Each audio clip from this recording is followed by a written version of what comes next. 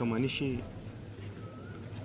అన్ని రంగాల్లో అన్ని ఇన్స్టిట్యూషన్స్ ఎస్టాబ్లిష్ చేసి, అంటే ఏదో ఒక ఇన్స్టిట్యూషన్ ఎస్టాబ్లిష్ చేయడం కాదు, దాంట్లో ఉన్న విధి విధానాలు కానీ పని విధానాలు కానీ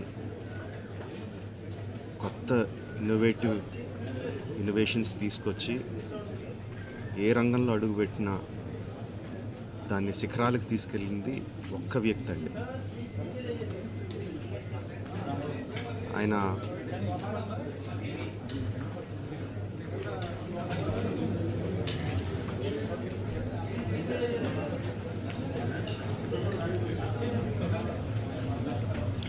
ఎంతోమందికి మార్గదర్శకంగా నిలిచారు,